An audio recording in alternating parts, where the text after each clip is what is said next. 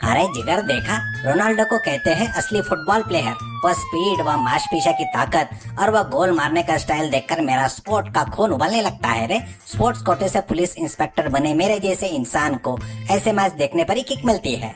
ऐसे police jeep में बैठकर फोन पर फीफा वर्ल्ड का मैच देखते हुए इंस्पेक्टर अजय जोर से चिल्ला रहा है। वो बहुत ही ईमानदार, स्पोर्ट्स तो उसकी जान है।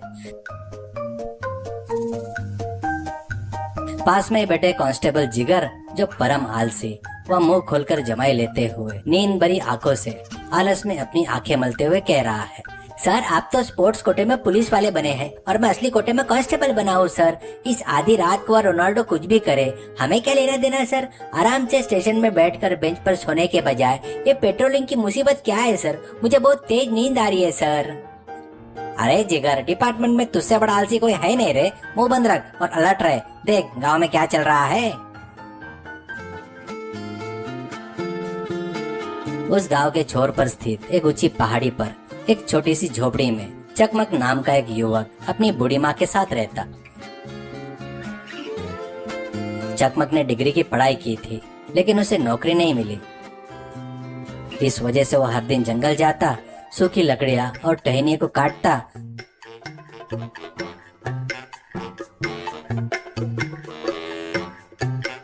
और उस भारी गट्टर को अपने सिर पर लाद कर नीचे बाजार में लाकर बेचता। उससे मिलने वाले थोड़े बहुत पैसों से वो अपनी माँ का पालन पोषण करता। वह हर दिन पहाड़ पर चढ़ना उतरना और भारी लकड़ियों को गट्टर उठाने के कारण वह बिल्कुल बाहुबली की तरह गठीले बदन और अत्यधिक शरीर ताकत वाला बन गया था। लेकिन उस पहाड़ी पर पीने का पानी साफ नहीं मिलता था।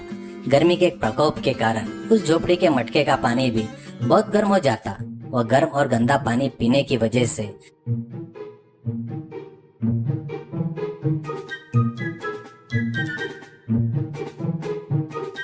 चकमक की माँ की तबीयत अक्सर खराब रहती और वह बुखार की चपेट में आ जाती। उस दिन सुबह चकमक बाजार की एक बड़ी इलेक्ट्रॉनिक दुकान के सामने आकर खड़ा हो गया। अंदर बहुत सारे वाटर कूलर रखे थे। बाबूजी, मेरी माँ के लिए एक अच्छा वाटर कूलर चाहिए जिसे ठंडा पानी और साफ पानी मिले। उसकी कीमत कितनी होगी? ये देखो भैया, ये लेटेस्ट मॉडल है, इसकी कीमत 10,000 रुपए होगी। वह कीमत सुनते ही चकमक का दिल बैठ गया।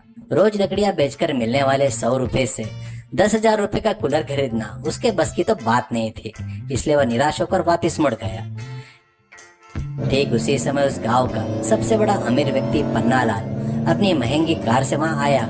उसने बिना कुछ सोचे समझे तुरंत अपनी जेब से नोटों की गड्डियां निकाली और एक बड़ा 40 किलो का भारी स्टील वाटर कूलर खरीदकर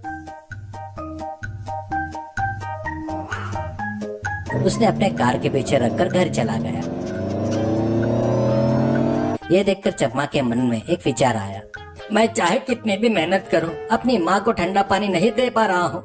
इस अमीर आदमी के पास बहुत सारा पैसा है, वो एक और कूलर खरीद सकता है। अपनी माँ की जान बचाने के लिए मुझे इसे चुराने के अलावा और कोई रास्ता नहीं दिख रहा है। ऐसा उसने निर्णय लिया। उस दिन आधी रात हो गई। पन्नालाल के घर में सब लोग गहरी नींद में सो रहे थे।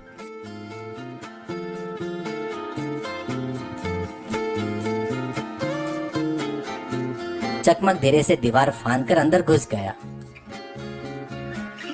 हॉल में रखे उस 40 किलो के भारी वाटर कूलर को उसने अपने बाहुबली जैसे ताकत से अकेले सर पर उठा लिया।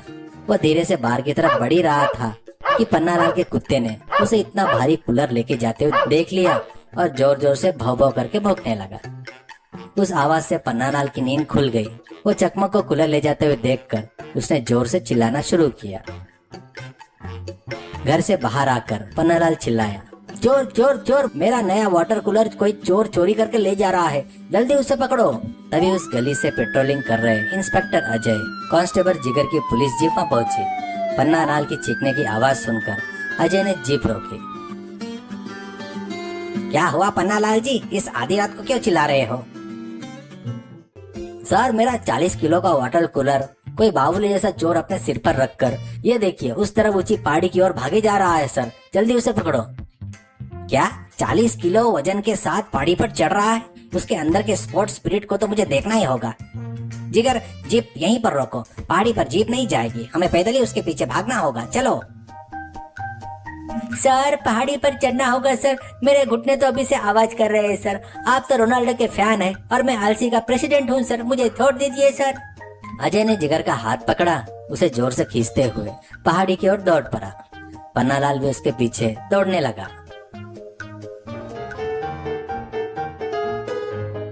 अब पहाड़ी के रास्ते पर असली सर्कस शुरू हुई।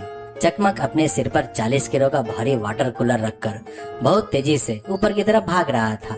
पीछे से आ रहे अजय, जिगर और पन्नालाल उसकी स्पीड देखकर दंग रह गए।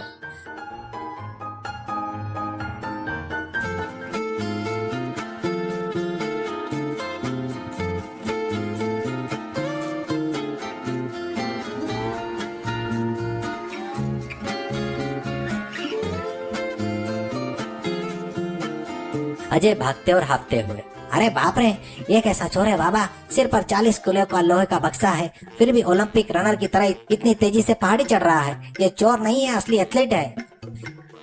जिगर एक पत्थर पर बैठते हुए जीभ बाहर निकालते हुए, सर मेरे बस की बात नहीं है सर, मेरे फफड़े बाहर आने वाले हैं सर, ये इंसान नहीं है सर, पहाड़ी भूत है।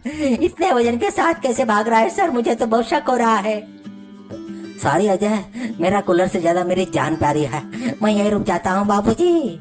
लेकिन इंस्पेक्टर अजय स्पोर्ट कोटे का इंसान होने के कारण पूरी दृढ़ता के साथ पारी पर चढ़ता रहा और जिगर को भी जबरदस्ती खींचता हुआ ले गया।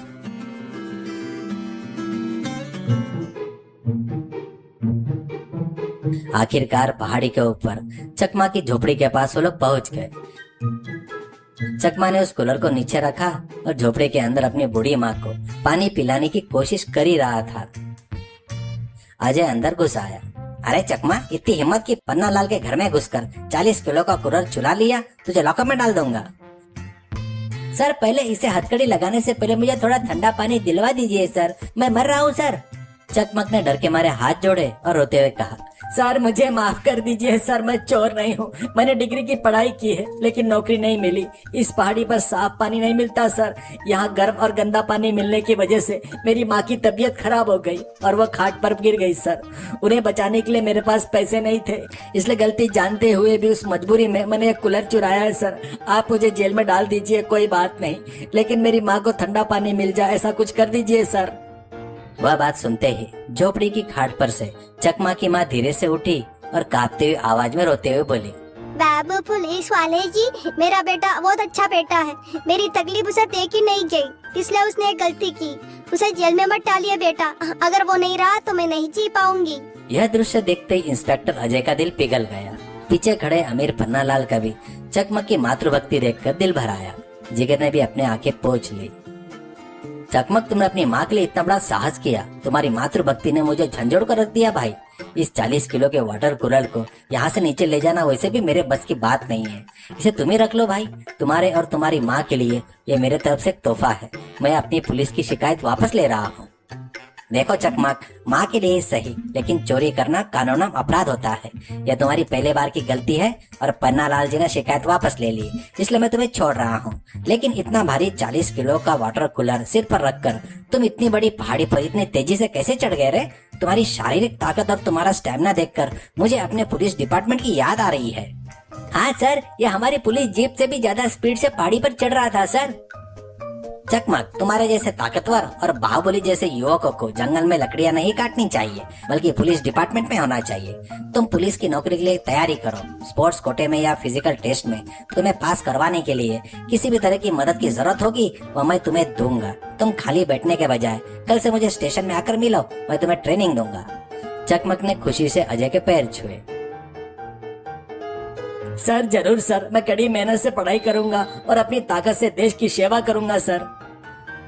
कुछ महीने बीत गए। इंस्पेक्टर अजय की मदद से चकमक ने अपने फिजिकल टेस्ट में सारे रिकॉर्ड तोड़ दिए और पुलिस कांस्टेबल की पद पर नौकरी हासिल कर ली।